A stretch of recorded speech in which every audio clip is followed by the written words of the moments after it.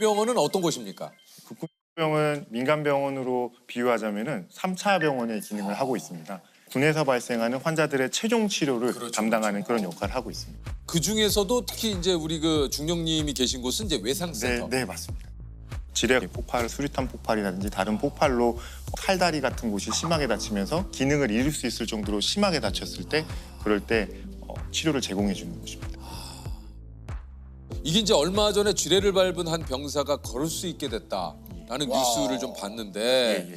지뢰를 밟고 발목을 절단할 위기에 처했던 병사가 6개월 만에 두 발로 걸을 수 있게 됐습니다.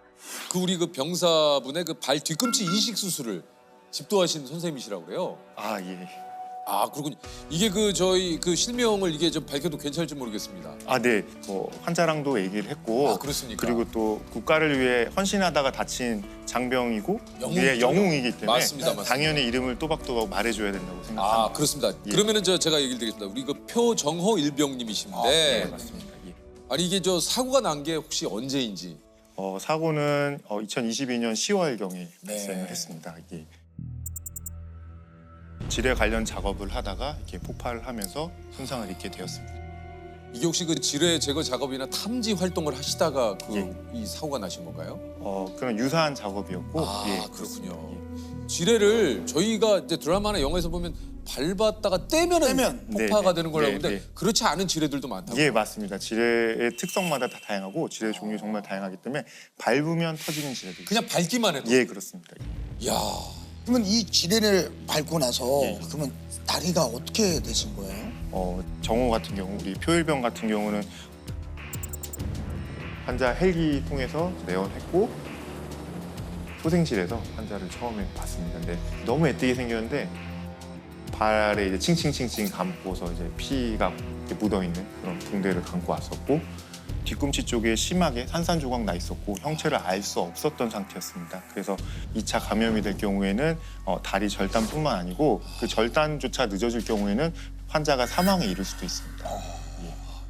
그래서 처음에는 절단을 고려했었는데 이제 환자 발가락 쪽에 형체가 있고 옹기가 있고 환자가 발가락을 움직이고 아 발가락이. 예, 뒤꿈치 쪽으로 심하게 다치게 돼서 발가락 쪽이 좀 살아 있었고 그리고 환자가 정말 간절하게 자기 다리를 살리고 싶다, 그러니까 자기가 걷고 싶다 이런 그게 느껴졌기 때문에 그냥 무모하지만 어떻게든 이 다리를 살려보겠다라고 결심을 하게 됐었고요. 사실 지뢰 환자들이 특히 저는 제 가슴이 아프거든요. 이게 본인이 예상할 수가 없잖아요. 그리고 사실 20살 막 넘은 애들이잖아요. 그래서 지뢰 환자에 대한 고민이 항상 있었기 때문에 그래서 발가락 움직이는 거 보고서 잘하면 걷게 할 수 있겠다 이런 생각을 했고요.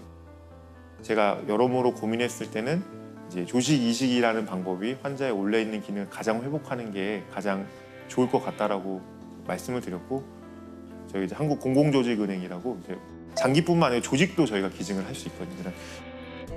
조직 기증하는 은행에다가 저희가 전화를 해서 환자가 정말 안타깝게 다쳐서 저희가 이게 전에 하던 수술이나 형태는 아닌데 종골과 이렇게 아킬레스건을 이런 형식으로 저희가 좀 채취해서 쓸 수 있게 해주면은 젊은 환자를 걷게 할 수 있을 것 같다라고 이렇게 말씀을 드렸고 너무 좋은 일이고 그러니까 준비해 주시겠다.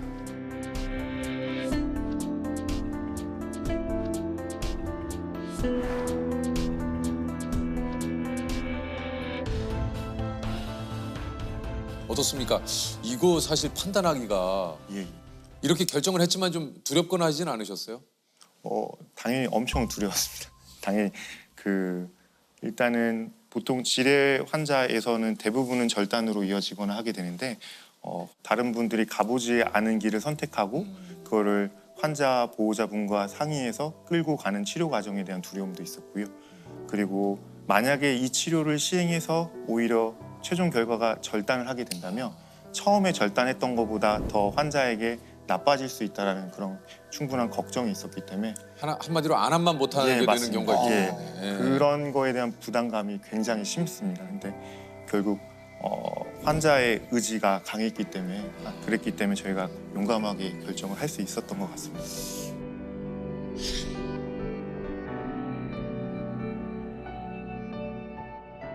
이제 마지막 수술은 저희가 끝나고 나서 한 70일 정도 경과됐을 그때쯤이고요. 기억하기에 같이 이제 운동을 시키려고 갔는데 낮에 한번 목발을 떼보고 걸어봤는데 혼자 쓸 수도 있고 좀 걸을 수 있을 것 같다 이렇게 말을 줘서 한번 걸어보겠니? 예, 그렇게 했었고 그래서 천천히 걸어 천천히 정면 보고 천천히 걸어 왼발을 높게 들어 정우야 왼쪽 무릎을 의식적으로 높게 들어 그래야지 나중에 오른쪽에도 힘이 생겨 무릎을 좀 더 알았지? 정우가 걷더라고요. 야. 그래서 정말 야, 이거 얼마나 큰 아유. 감동이었겠습니까? 예 맞습니다. 막 저도 애가 둘 있는데 애기들이 첫 걸음 할 때 보듯이 그런 느낌이고 또 혹시라도 잘못되거나 넘어지거나 할까봐 혹시 걱정되는 그러면. 마음도 예. 있고 딱 그런 마음이었습니다. 표일병님께서 뭐 우리 저기 네. 주님께 뭐라고 얘기 안 하시던가요? 저도 그때 뭐라고 말했었는지 잘 기억을 못하다가 동영상 찍어놓은 거를 제가 한번 그러니까. 어제 봤어요. 그랬더니 제가 정우야 내 약속 지켰다 이렇게 말을 하더라고요. 그랬더니 정우가 맞습니다 이러더라고요. 그렇게 해서 예, 그 말로 서로 좀 믿음이 있었고 아. 예, 그래도 그렇게 지킬 수 있어서 되게 고마웠습니다. 이게 그 사람만 있으면 된다고 생각하셨다는 그 표일병님의 그 어머님 인터뷰가 네, 네. 굉장히 또 좀 가슴을 저릿하게 네. 했는데 예. 사람만 있으면 됐다는 생각이었고 이제 애가 한 열 몇 시간 수술 받고 나서는 선생님이 이제 목숨은 괜찮다.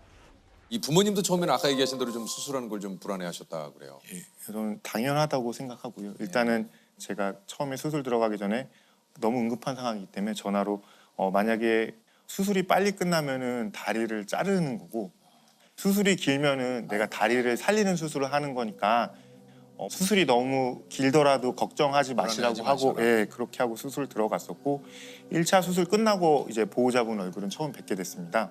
그때 유사하게 수술했던 사람들 친구들 그런 케이스 보여주고 이렇게 설명드리면서 어려움은 있겠지만 같이 상의하면서 우리 해보자. 같은 편이 돼서 원팀이 돼서 같이 극복해 보자라고 말했고 보호자분도 저희를 믿고 환자를 맡겨주셔서 저희가 더 열심히 치료를 잘 마치고 있습니다 지금.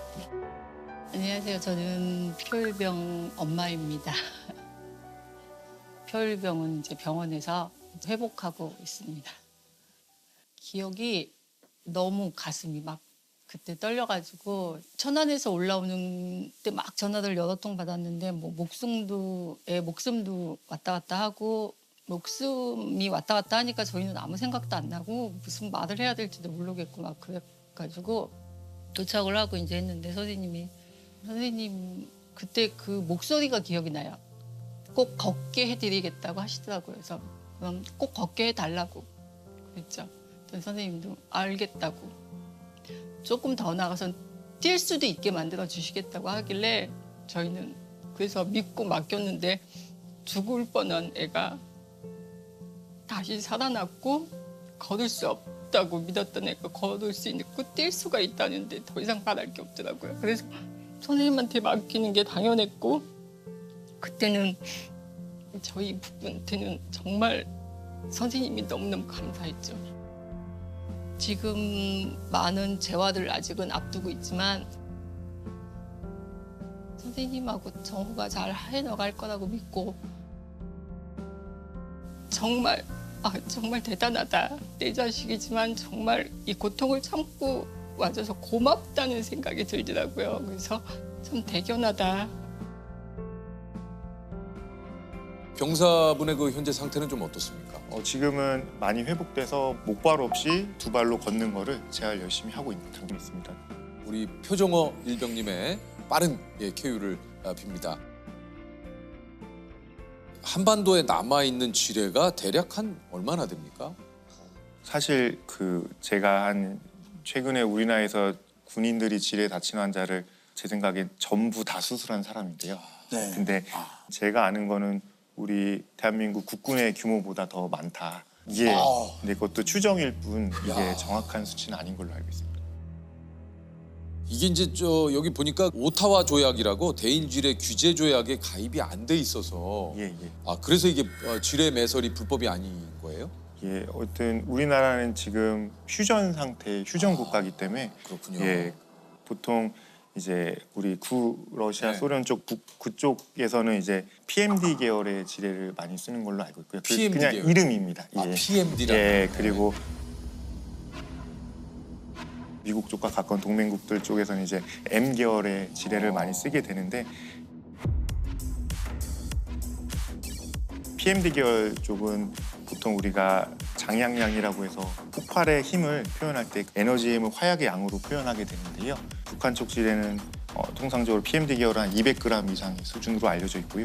우리나라 지뢰는 한 20g 정도 수준으로 알려져 있습니다. 그래서 200g 이면 예, 그런 차이가 이제 발생할 수 있고 이게 그 목함지뢰라는 것이 그 이제 소위 말해서 금속 재질이 아니기 때문에 탐지도 또 굉장히 좀 어려워. 예, 맞습니다. 아, 예, 그렇군요. 지뢰는 원래는 탐지가 가능하게 금속을 넣게 돼 있는데 아, 원래는 예, 근데 아, 대부분 플라스틱이라든지 아니면 나무로 만들고 그렇게 해서 어려움이 있습니다. 아, 이게 참 진짜 이렇게 얘기를 들으니까 지뢰가 어디 있는지가 이게 참 또 맞습니다. 다 알 수가 없잖아요. 예, 이게. 맞습니다.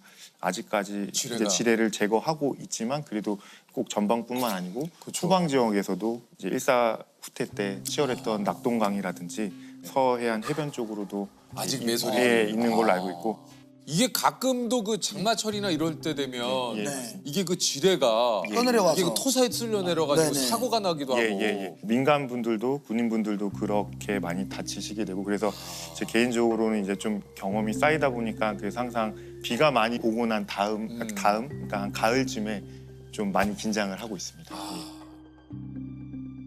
그 뭐 여러 가지 또 많은 수술들과 뭐 또 많은 그 케이스가 좀 있었겠지만 예. 가장 힘들었던 수술, 가장 어려웠던 수술은 혹시 어떤 수술이 있었습니까? 제가 환자를 봤을 때 결국 무기 손상 환자들은 항상 힘든 것 같습니다. 그러니까 무기 손상 환자들 치료 중에 특히 수류탄 폭발 환자가 가장 치료가 힘들고요. 수류탄 폭발은 이제 세월 수류탄이라고 수류탄에 이렇게 아주 작은 1mm 정도 크기의 텅스텐 파편을 이렇게 설치를 해놓습니다. 그러면은 그거에 다치게 되면은 그런 파편들이 온몸에 다 박히게 됩니다. 그래서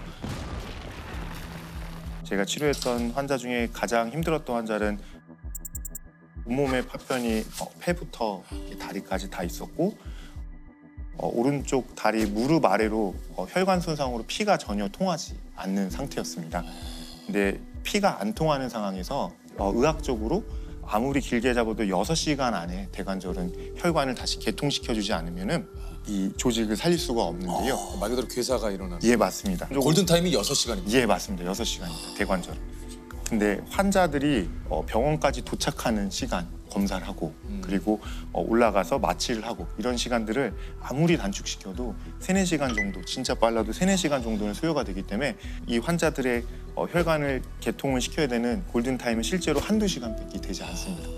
근데 여기서 더 어려움은 이 다리가 그때부터는 균도 자라게 되고 우리 몸에서 스스로 괴사되면서 안 좋은 물질들이 분비되면서 그게 간이나 심장, 심장에까지 영향을 미칠 수 있습니다.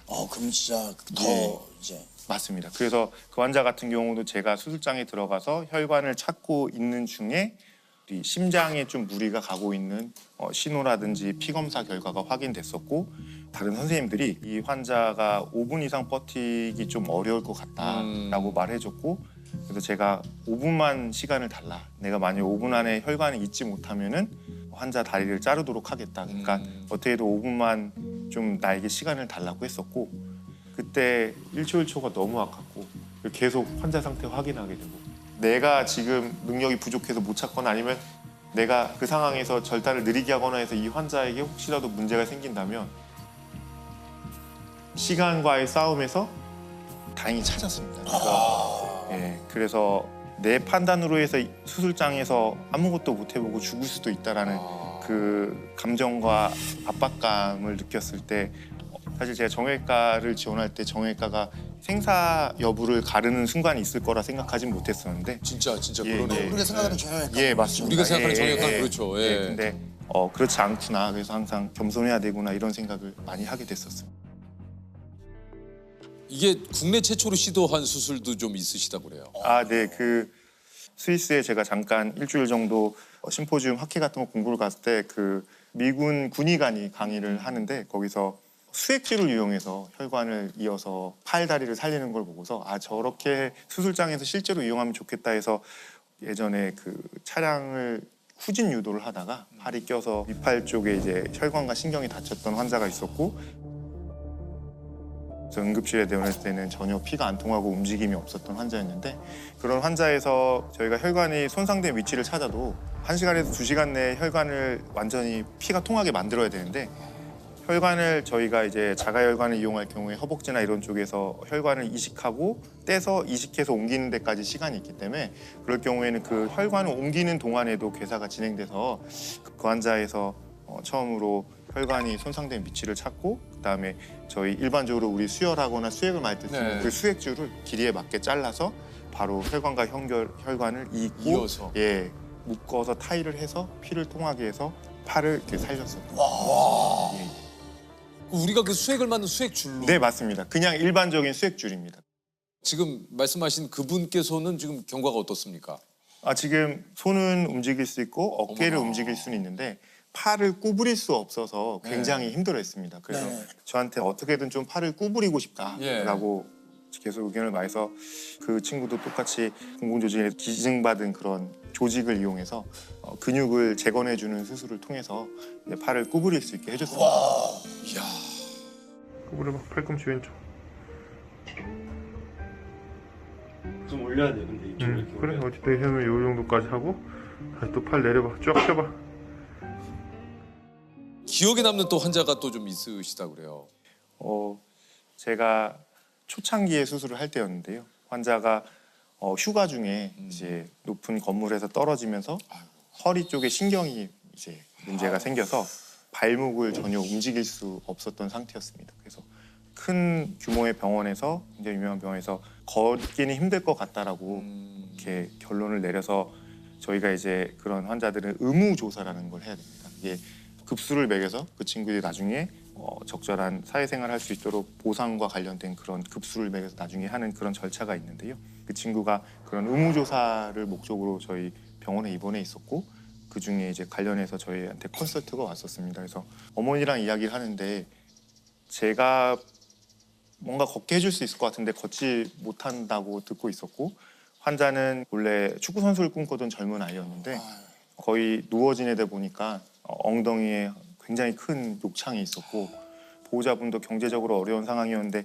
환자 옆에 있어야 되다 보니까 이제 가정 자체가 많이 흔들리고 있었던 상황이었습니다. 그래서 보호자분께 제 생각에는 이렇게 하면 우리 같이 극복할 수 있을 것 같은데, 보호자분이랑 환자분이 용기를 낸다면 나도 같이 용기를 내겠다, 이렇게 설명을 드렸고, 보호자분이 정말 고민하시다가 해보자라고 하셨었고, 그래서 금속정을 이용해서 정강이부터 이제 발 뒤꿈치까지 하나로 유압을 하는 수술을 시행했고, 그렇게 해서 환자가 다시 걷게 됐습니다.